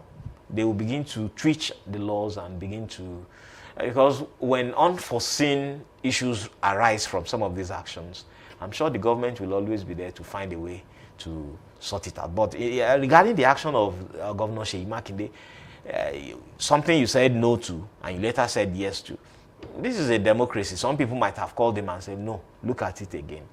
And having looked at it again, he now decided that, it's worthy of being done. So he extends it to a place like Oyo. But I'm wondering what will happen to a place like Ogbomosho, where you have some really historical, because in Ogbomosho you have the Ajawa, you have Orire, Iresa Kuba, and so on and so forth. So by the time you get there, you see that it's a different dynamic entirely. So we watch, fingers crossed. This is traditional institution. It's something, in early days of journalism, I learned something very vital. They warned me that if you want to write stories, the two most difficult stories to write, the two most difficult topics to talk about are land issues and traditional institutions. I learned that very early in journalism because I got into trouble. A traditional ruler, in fact, I will say it, the we of Ado Ekiti signed a statement and gave me, and I wrote a story and went to sleep. And, I felt I had a very good story. The story was published. So the next morning, I heard it on the radio that they were fighting in one community. I said, waiting if it cause fight for this community and so on. So somebody now called me and said, Sam, did you write a story because it was published by... I said, yes, I wrote the story. He said, who gave you the story? And I told the man, he said, He said, come to my house now. I ran to his house. He hid me in one of the rooms. He said, stay in this room. He said, there is trouble in the town. They are fighting Onja Loko, in the farmsteads and so on. Why are they fighting? They say it's because of the story you wrote. I said, I found a way to go and bring the statement from which I wrote this. I said, see, it's signed by the traditional... I still have that statement, So we know that the traditional institution is that's the day I learned that lesson again. It's a very touchy issue. Many people are affected in various ways. But one way or the other, you'll see that over time, some people will not even know that there were arguments. Some people will only grow up to know that we have the Alagoja, we have the this, we have the that, we have all these traditional rulers, and so on and so forth. So, like I said, when the issues arise, the government will find a way around it because their duty is to maintain law and order. All right, shortly before we go, there's this question I would love to ask you. Some have interpreted this to be a political strategy rather than purely administrative governance by Governor Seyi Makinde. And this is coming on the basis of the fact that there has been a little bit of what you would call a face-off between the governor and the Alaafin of Oyo in recent times. There has been several events where he was expected to attend and he was not there. And these traditional rulers and chairmanship positions of the traditional rulers in Oyo State, the Olubado was made the first chairman, which is to be rotated between himself, Alaafin of Oyo, and the Showon of Ogbomosho. And the governor said, look, we did this after having a consultation with all involved, which includes the Showon of Ogbomosho and Alaafin of Oyo. And the next morning, there was a statement released and signed by the Alaafin of Oyo and said, the governor never told me anything and we had no meeting of such. So it means that one way or the other, he's saying the governor is actually not saying the truth. Let me put it that way. Now, some said from then there was a heated conversation and heightened tension between these two. Would you say this is one of the ways the governor intended to get back at the Alaafin? Well, if you look at it very well, you will agree that this did not happen at a snap of a finger. It could be. The governor might just have a reason to get back at the Alaafin and then plan and sequence it to this extent. Yeah. How long has the Alaafin of Oyo been on the throne? That's another question. So if you look at it, it goes back. So if the governor had discussed with the traditional institutions involved, the Showon, the Alaafin, and the Olubado, it means that it may not be the ones on the throne now. So if these had been agreed, perhaps the new one had not been brushed up with what is happening regarding that. So some of these things, like I said, are part of the dynamism that we are expecting.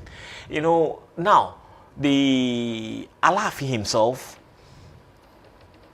is just new on the throne. I don't think he's 1 year yet. It's way more than 1 year. Has he spent over a year? It's over a year, about two or 3 years, if I'm not mistaken. The new Alaafin, yes. I doubt that. It's over a year. Because I remember interviewing him. Is it a year yet? I don't think so. It's over a year. So it's still a process. And if you remember, the process of crowning this, there are many of these.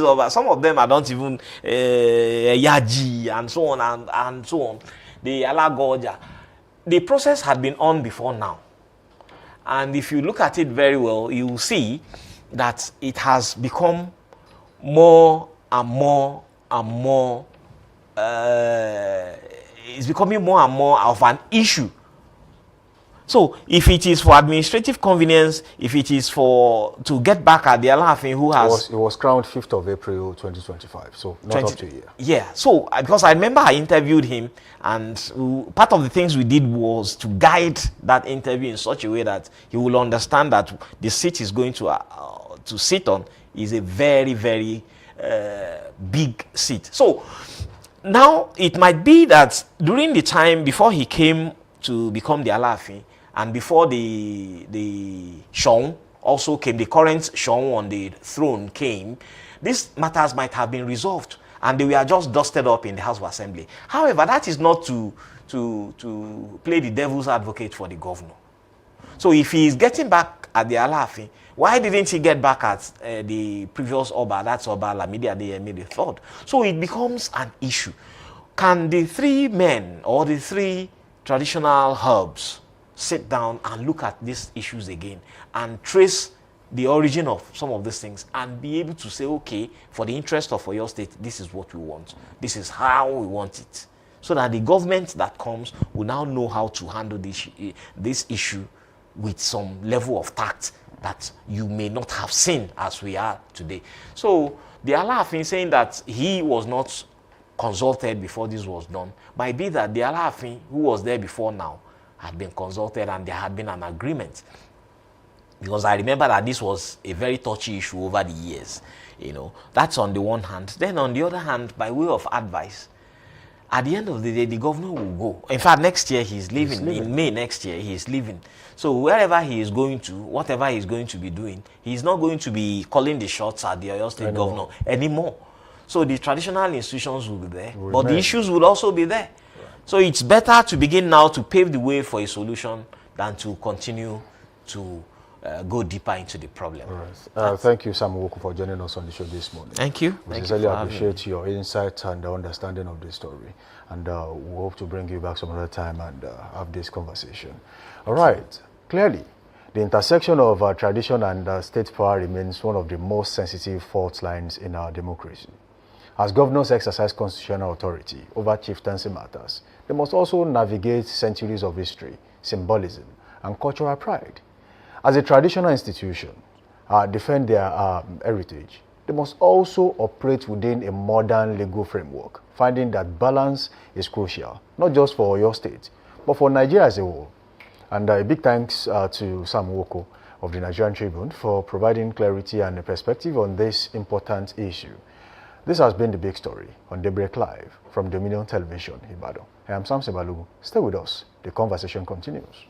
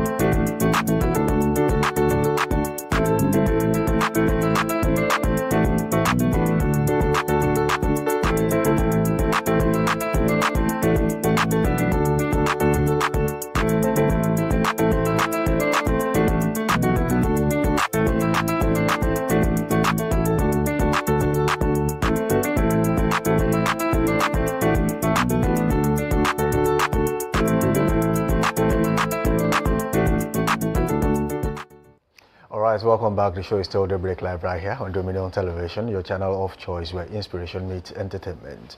All right, it is time to take trend watch on this show, and Oluwayemi Adelakun is back in the studio, and let's see what's trending. Definitely, I'm glad to be back here. Welcome done on that conversation. What we have for Trend Watch is FCT polls we ensured defeat for candidate not supporting Tinubu. Wike vows. Olawale Ajimo Toko in Abuja, Minister of the Federal Capital Territory, has said that it would ensure that any candidate not supporting President Bola Ahmed Tinubu will lose the election.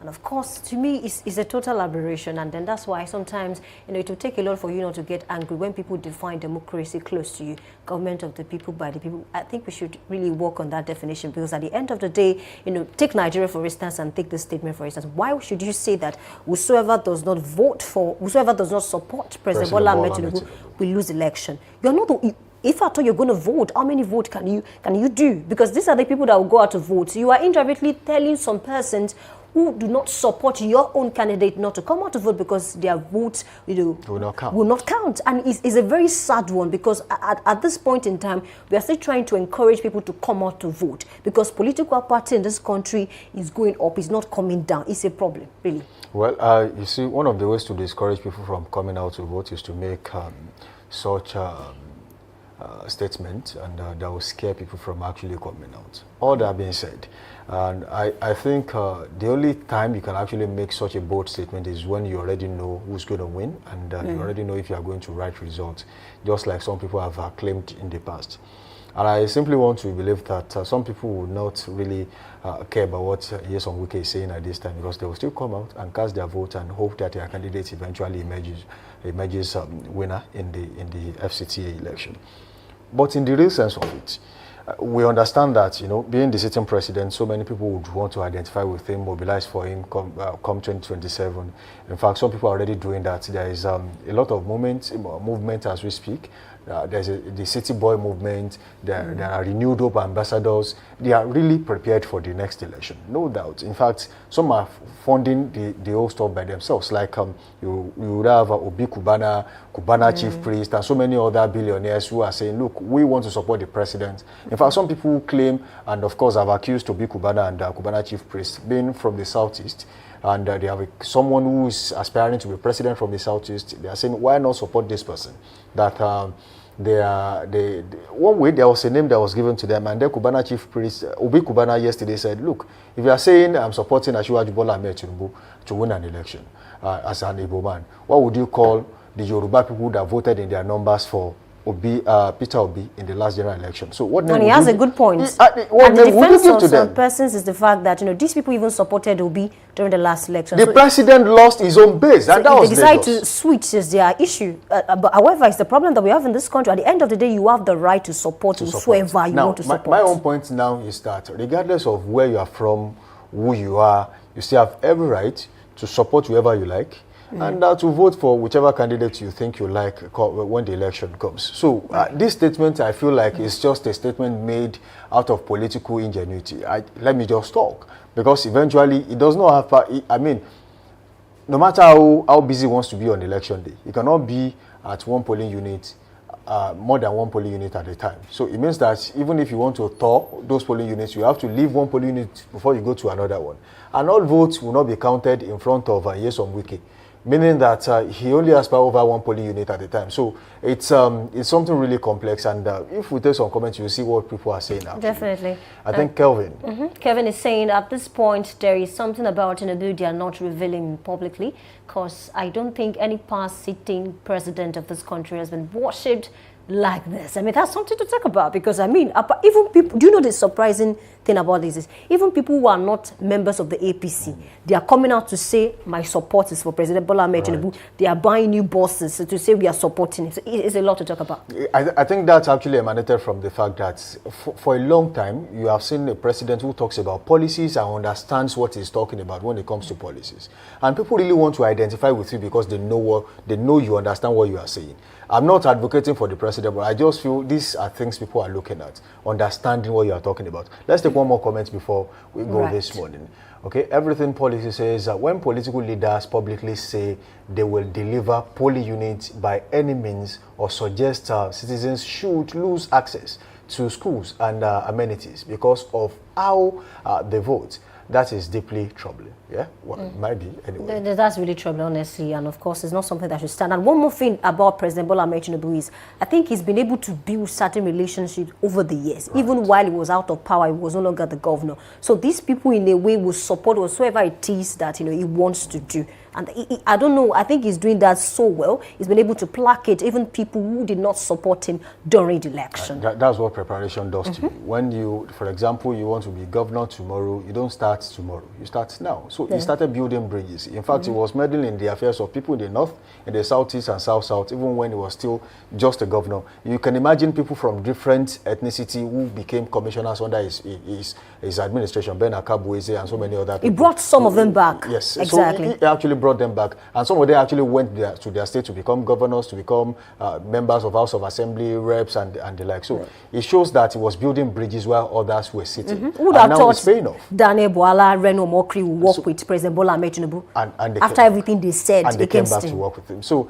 he's also that kind of person that, regardless of what you said about him in the past, if he feels like you have the quality to deliver, he's bringing you on board, regardless of what other people would say. Definitely. And well, that's the convenient point to leave it on this show this morning. So thank you for joining us. It has been a wonderful session right here. Do well to link up with us again tomorrow on this same station, same host, and definitely it is still the same show, Daybreak Live, right here on Dominion Television. And also don't forget to link up with us on our socials, Facebook, Instagram, TikTok at Dominion Broadcast, and on X, formerly Twitter at Dominion Cast. You can watch us live on our website at www.dominion.org.ng, dominion.org.ng. Now subscribe to that YouTube channel and like the Facebook page. Drop your comments, and then we'll take them on this show. Samson Balogo is my name. Let's meet again tomorrow. Bye for now. Well, thank you for being a part of the show, and this is a call to the people of Abuja. Please come out en masse to cast your vote. Your vote is your power, regardless of the statement flying around social media. My name is Oluwayemi Adelakun. Good morning.